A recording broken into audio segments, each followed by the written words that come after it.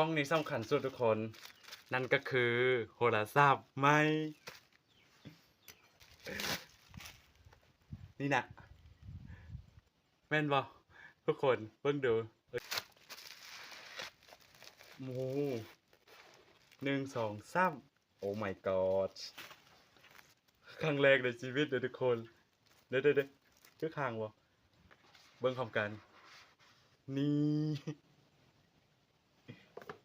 โว้สบายดีเมื่อทุกคนทาง TikTok ของโอโซดแล้วก็ทาง YouTube Channel โอโซดเนาะมื้อนี้โอโซดไปเอาเครื่องอยู่คนส่งหุ่งอรุณเนาะที่คนงามส่งมาให้มี2 กล้องด้วยกันเนาะทุกคนเนาะเดี๋ยวโอโซดสิแนะนำชื่อที่ว่าผู้ที่ส่งมาให้โอโซดเนาะชื่อว่าคิมมี่เนาะเป็น CEO ของเป็น CEO แล้วก็เป็นผู้อำนวยการของบริษัทไรอันโอโซดก็ยังบ่อ่านภาษาอังกฤษออกเนาะขอโทษแต่คิมมี่เดี๋ยวโอโซดสิแฮกอยู่ในวิดีโอนี้เด้อบ่ก่อนอื่นก็คันเขาเว้าผิดก็ขอโทษขออภัยเนาะก็ขอมุกขอบใจมาจากใจก็ให้คิมมี่เจริญก้าวหน้าร่ำรวยโอโซดสิแนะนำช่องติดตามให้ด้วยทุกคนไปติดตามคิมมี่ได้เดี๋ยวโอโซดจะเอาไว้ในเนี่ยโอเคในคอมเมนต์ของนี้โอโซดนี้เลยในวิดีโอของโอโซดนี้เลยแล้วมาแก้กล้องนำกันนะทุกคนนะว่าคิมมี่CEO ของบริษัทอาริอันหมูส่งมาให้มาเบิ่งนำกันเลยทุกคนขออนุญาตบ่ตัดต่อเด้อเอาสดๆเลยเดี๋ยวให้ยังมายองก่อนหาคนส่งขึ้นแจ้งมาว่าเครื่องมาฮอดแล้วโอโซดก็ไปเอานี่เนาะอันนี้เปิดกล้องที่1ก่อนกล้องใหญ่ตื่นเต้นแบบบ่เคยมีอยู่ได้เฉพาะเราสมัยมันจะเครื่องบ่มีตั้งแต่เฮ็ด TikTok มากับ YouTube มาบ่เคยมีผู้ส่งเครื่องมาให้รีวิวหรือว่าเอามาให้ใส่แบบนี้เนาะทุกคนค่าฟ้าขึ้นค่าฟ้าแล้วก็อันน่ะจ่ายให้เนาะทุกคนกล้องนี้ราคาค่าฟ้า28,000กีบเนาะขอบใจหลายๆค่าฟ้าคิมมี่แล้วก็เป็นผู้ฟ้าเองเนาะทุกคนโอโซดอนุญาตแก้ไปเว้าไปเด้อก็สามารถเข้าไปติดตามได้เป็นประธานบริษัททุกคนเป็นคนใจดีมักทำบุญทำทานแล้วก็มักแจกเงินให้ผู้ที่มาติดตามแล้วก็มาขอความช่วยเหลือแล้วก็โอนเงินให้เนาะค่าเดินทางเนาะทุกคนโอโซดไปช่องในช่อง TikTok ของเราเนาะทุกคนเดี๋ยวโอโซดมาเบิ่งนำกันทุกคนเดี๋ยวเข้ามามออย่าเข้ามามอโอเคไกลๆเลยโบจกตาเนาะทุกคนเนาะโดยอันที่1เนาะโอ้นี่มันอะไรเอาไว้ก่อนแล้วแก้นำกันอีกตึมโอเคอันนี้เป็นนวมป้องกันการกระแทกอันนี้กล้องที่2โอ้คืออะไรตื่นเต้นแต่กล้องแรกก็ทำมาอีกกล้องสีงามจังเนาะทุกคนเนาะโดยโอเคตื่นเต้นบ่เคยมีผู้ใดฝากมาให้จักเทื่อนอกจากค่าเงินซื้อเองแล้วโอโซดก็บ่กล้าซื้อทุกสิ่งทุกอย่างก็อยากได้หมดแต่ก็บ่กล้าซื้อย้อนเฮาค่าเงินได้น้อยเนาะมีรายได้น้อย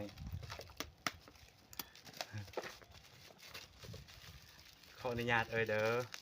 ฝากมาให้โอโซดก็รีวิวให้เบิ่งว่าฝากหยังมาให้โอโซดแด่แกะเกินระวัง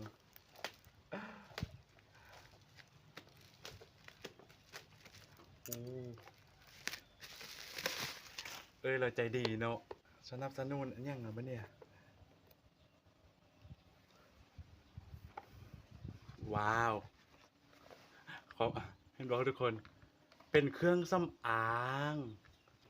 ช่วยบำรุงผิวช่วยเฮ็ดให้ผิวกระจ่างใสอันนี้เป็นอ่ามักเล่นเนาะทุกคนเนาะสกัดมาจากมักเล่นที่แนะนำให้สดได้ยินอยู่ได้ยินลองกินเบิ่งอาซาไฮบานโอเค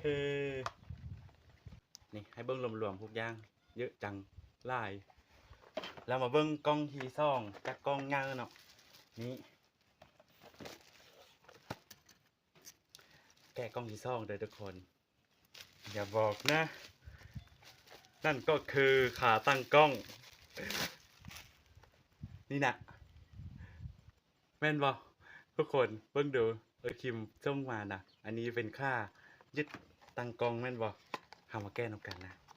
โอ้รุ่นใหม่แบบสับอยากได้มาโดนแล้ว แต่บ่กล้าสั่งยังบ่ตรงปกแต่ซื้อให้แก้วกาแฟนำโอ้แก้กล้องเท่ามีอะไรแฮแก้วกาแฟขอบใจเด้อแล้วมีกล้อง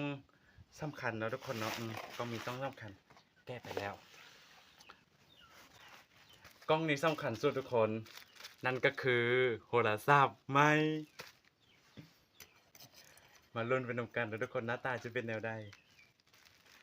สดเห็นแต่ส่งมาให้วิดีโอมาให้เบิ่งแล้วก็บ่คิดว่าสิฮอแท้มาฮอได้แท้เนาะเป็นคนใจดีแฮงมีจิตใจเมตตาเฟื้อเฮือแฮ่ต่อสัตว์โลกทั้งหลายต่อมนุษย์เฮานี่แหละต่อผู้มีรายได้น้อยบ่กล้าซื้อโทรศัพท์แพงๆเพราะว่าสดบ่มีรายได้หลายเนาะก็เลยเซฟขนาดซื่อสัตย์ประหยัดอดทนแต่ก็บ่มีเงินหลายหมู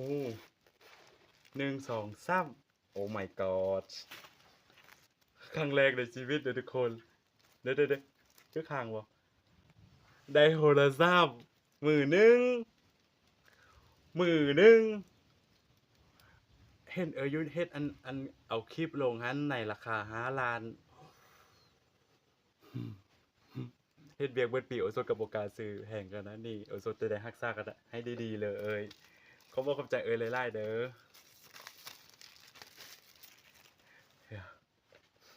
กินกะหอมเอามาเปิดนำกันเด้อทุกคนเดี๋ยววางไว้ก่อนเด้ออันนี้เป็นจำนวนอันสินค้าราคาสินค้ามันกาย5 ล้านแล้วขอบใจคิมเด้อจิตใจงามแฮงซื้อบ่ได้เลยเดี๋ยวทุกคนมาเบิ่งภายในกัน1 2 3เบิ่งพร้อมกันนี่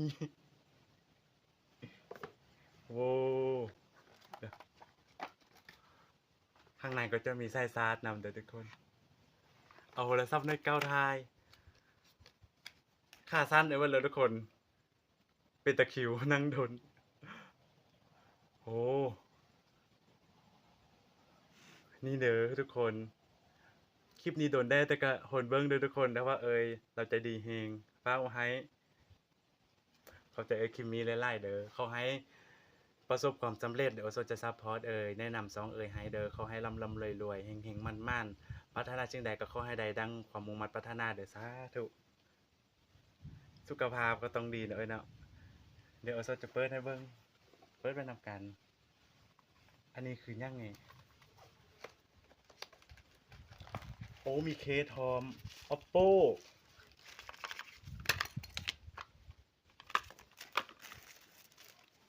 ข้างในก็จะมีอันนี้นำแล้วก็มีเคสนำกันรอยนี่เปิดได้แล้วว้าว Amazing ก็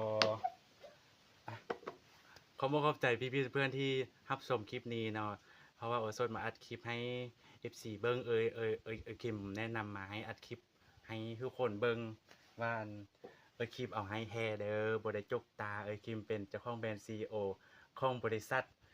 Arian แล้วต่อไปสดบ่อันบ่เป็น